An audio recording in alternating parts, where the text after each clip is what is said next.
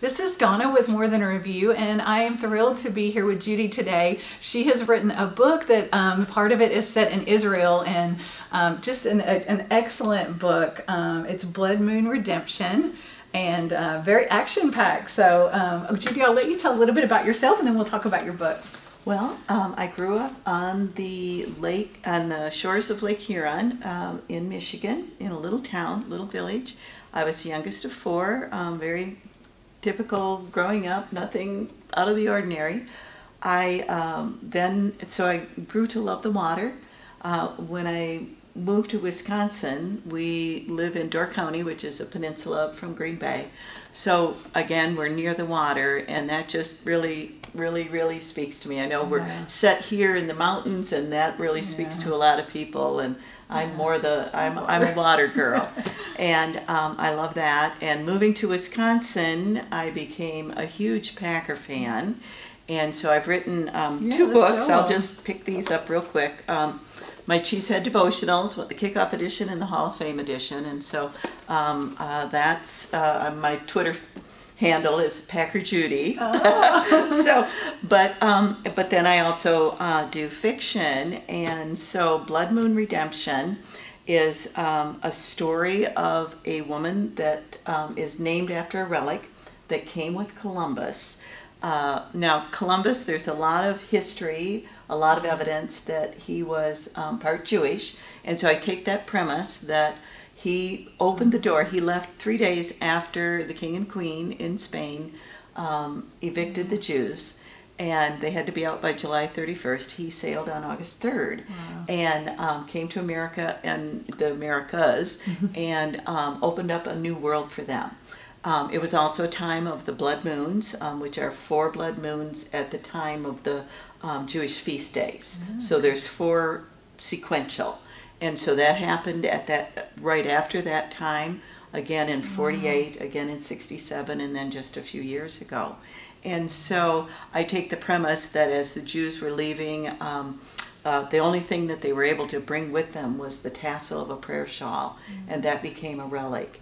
And so as this goes through time with their history, then there's the young lawyer, up and coming, very smart, on top of things, and her name is Tassel, and she hates it. Her mother has done some research and named her after this tassel, this relic that has been in their family. And she goes by Tassie, and but this is her journey as she deals with all of this and falls in love with a man who then turns out to have terrorist connections, and she's kidnapped, and so she's in Israel and Syria and all around, and so the purpose, and so you'll have to read the rest to find out. It's kind of it's a little edgy, and it's political and biblical and historical. It's got all those little elements in there, touch of romance in there, and the purpose, there's a lot of books that have been written about all of these topics with the blood moons and prophecies and end times, and I wanted to put it in a fiction form, because not everybody's going to read the nonfiction didactic information. And so I wanted a fiction form, and so this is what I wrote, and so it's now up for a Selah Award tonight, so I'm very excited about that. And so I noticed on the website you have a Bible study. Yes, I wrote a Bible study, put together a Bible study with a lot of my research. I've been a part of Christians United for Israel, and I love all the things about supporting Israel, praying for Israel, standing with Israel. And I wanted people to understand that and understand the blood moon. And so that's with the book.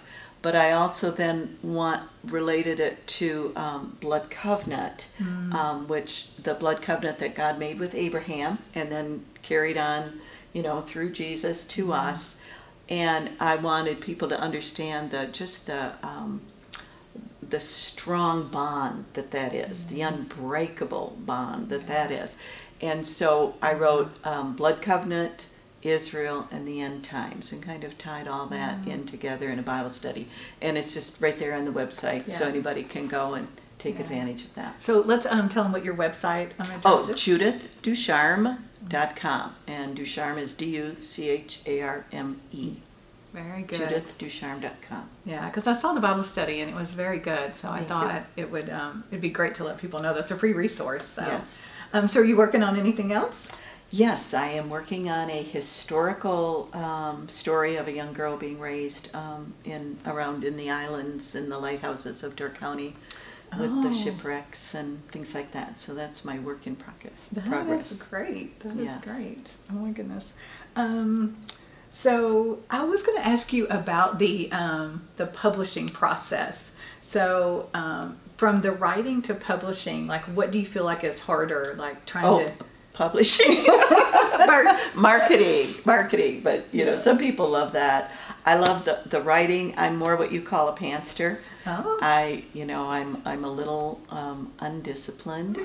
I work, well, I don't like deadlines, but I do work under deadlines, and sometimes, and even as a teacher, I didn't mention that, I was a teacher for 22 years. I taught 5th grade.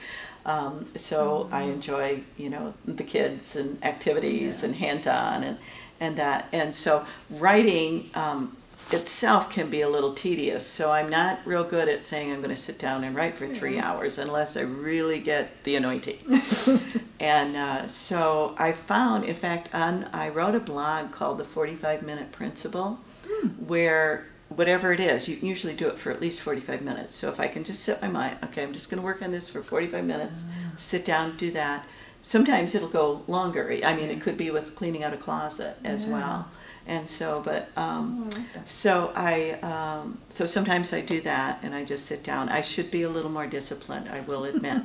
When I got my first book written, I was dumbfounded as how to do marketing. And Dee Breston, who is lives near me, and I know her son, and so I called her and asked, and she's an author, a very well-known author, and I was like, what do I do now? And she said, go to a writing conference. Oh. And so that was where I honed my skill and met writers and publishers and agents and connections and networking, and began to understand marketing, and also met my publishers for my books. Great. And so, but even now, I'm fine one-on-one talking with people, saying, these are my books, would you like to sell them? But going online, it's a little bit more of a challenge for me, going through that little square window into cyber world. Yeah. Well, and I've heard that from several authors, but that you either love the writing part, and then that marketing side is a different skill set and just a lot harder. So, so what's the best money you've ever spent as a writer? The best what? The best money. The best money I've ever spent as a writer, probably the writers' conferences. The conferences. Yes, I would highly recommend it to anybody that is wanting to write, even if you haven't started. Yeah. Or if you've started, or and now you don't know what to do with it. Yeah. Where to get it published. We have noticed here at the conference there's all levels. So, there are. Yeah. So I always like to close with something fun. So what would well, do we want to real quick show your other books before we do your other one? All right. I mentioned my Cheesehead Devotionals, Hall of Fame and Kickoff. And those, I was thinking one of those had won an award. Yes.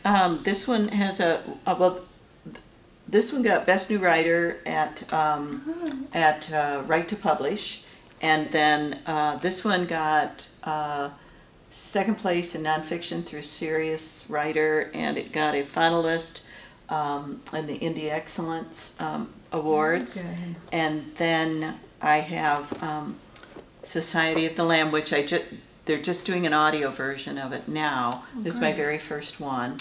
And this is kind of futuristic, and it's about a group of young people who are learning to be strong despite persecution, and how they are, their inner man is set free, and they learn to shout within.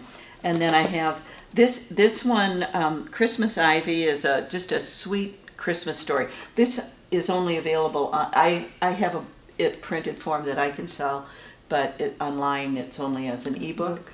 Christmas Ivy, and it won. It was a winner for the National Indie Excellence, Oh, good. and it's just a real sweet Christmas story of a unusual visitation by a girl's grandparents and provision from the Lord. And then Run with the Wind. I'm all over the place. This is a historical, inspirational romance set in Florida with the Cracker Cowboys. Oh. So, and Very so good. those are the other books. So is it hard to go from one genre to another? I'm